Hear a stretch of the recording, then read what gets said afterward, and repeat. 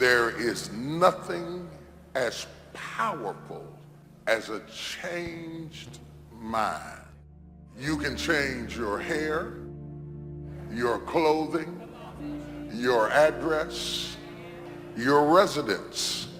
But if you don't change your mind, the same experience will perpetuate itself over and over again, because everything outwardly changed, but nothing inwardly changed. You know, nothing happens unless you change. So change is not our enemy, it's our friend.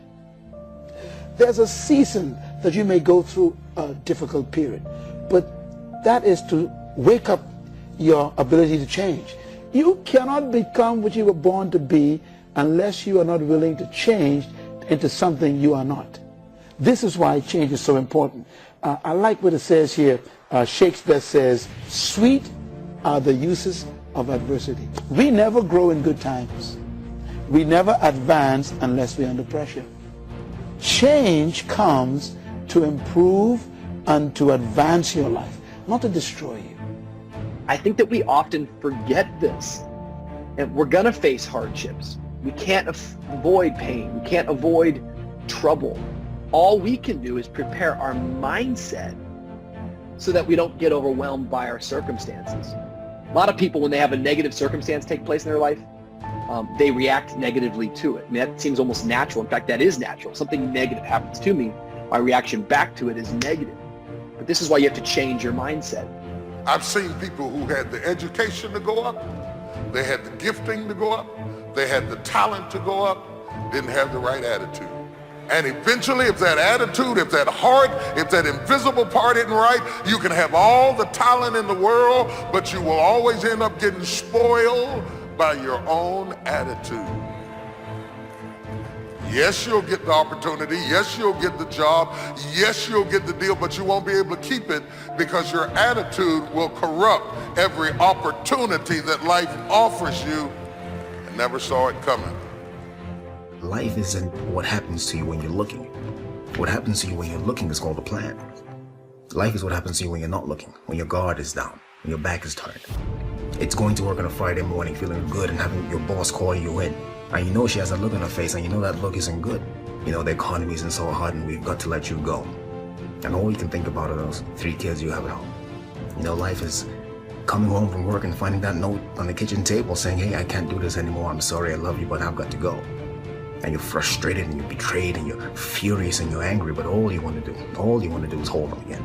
All you want to do is hear those words whispered in your ear, "I love you," again. No, that's life.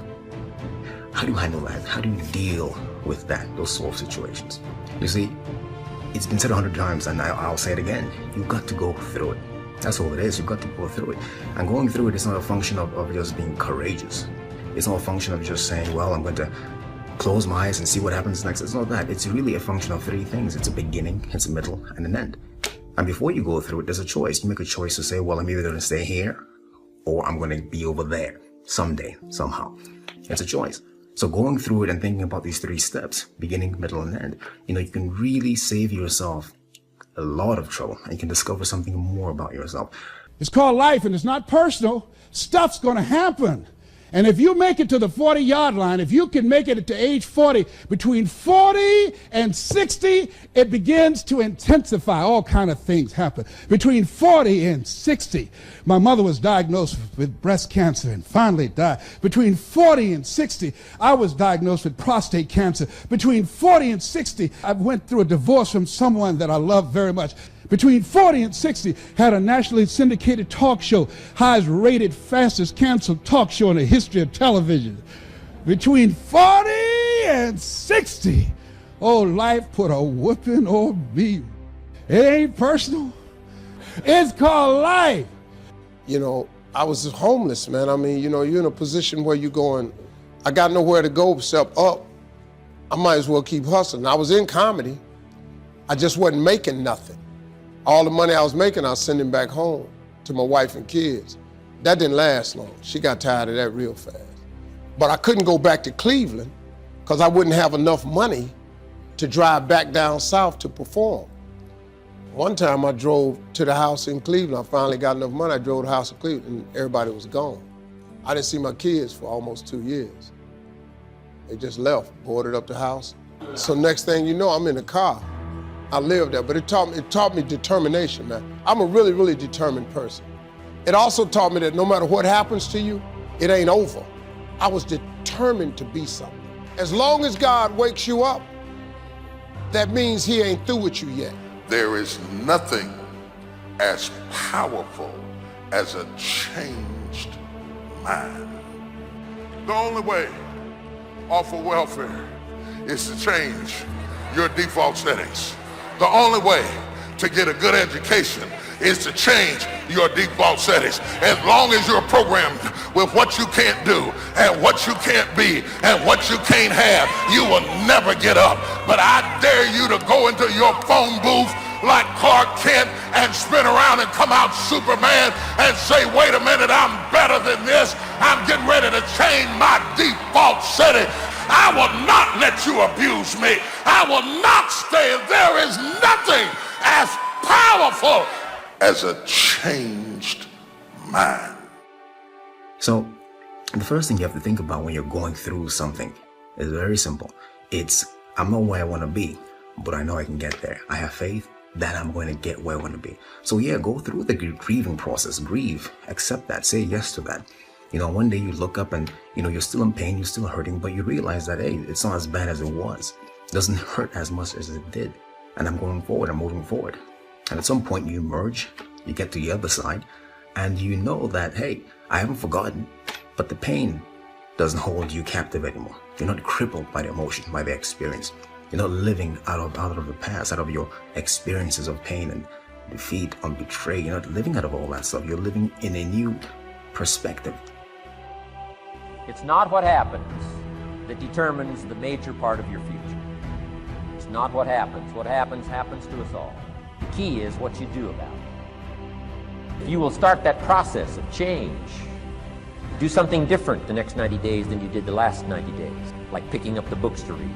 Do something different, like the new health disciplines, relationship with your family, whatever it is, doesn't matter how small it is. If you'll start doing different things with the same circumstances, since we cannot change the circumstances, but we can change ourselves. We can change what we do. Anytime you go through something, there's a fight. It's either a spiritual fight, an emotional fight, a physical fight. There's some sort of fight. But the key to the whole thing of this fight is that the form is in the fight. That's the only thing you should take away from here today. The form is in the fight. What does that mean? It means that you don't get to become this interesting, dynamic, creative, courageous woman, amazing man without going through something, right? That's where the form is. The people who have form are the people who you see them and they stand out to you because you know there's something about them. They figured something out about life. They're attractive to you. They're interesting to you. These people have form because they've gone through something. You know, so don't run away from the fight, meaning go through it. Don't be afraid to go through it. Get through it, because at the end of getting through it, I guarantee you there's at least one thing you discover about yourself. You discover that there's a version of you you haven't discovered yet. You don't even know exists yet. It's not that you might not mess up and do what you used to do. It's just that it's no longer your normal. And when it's no longer your normal, you will never go back to it like it used to have you. Because the moment you get out of the situation, you change back into who you're supposed to be. Y'all don't hear what I'm saying to you. Both the pig and the sheep can fall into the same mud, but the difference is in the default. The pig is defaulted to lack the mud. The sheep has a default that says, I don't belong in this mess. I might be in this mess, but I don't belong. I don't have to tell you things are bad. Everybody knows things are bad. It's a depression. Everybody's out of work or scared of losing their job. The dollar buys a nickel's worth. We know the air is unfit to breathe and our food is unfit to eat. We sit watching our TVs while some local newscaster tells us that today we had 15 homicides and 63 violent crimes, as if that's the way it's supposed to be. We know things are bad, worse than bad. I don't want you to protest. I don't want you to riot. I don't want you to write to your congressman because I wouldn't know what to tell you to write. I don't know what to do about the depression and the inflations and the crime in the street. All I know is that first, you've got to say, I'm a human being. God damn it! My life has value.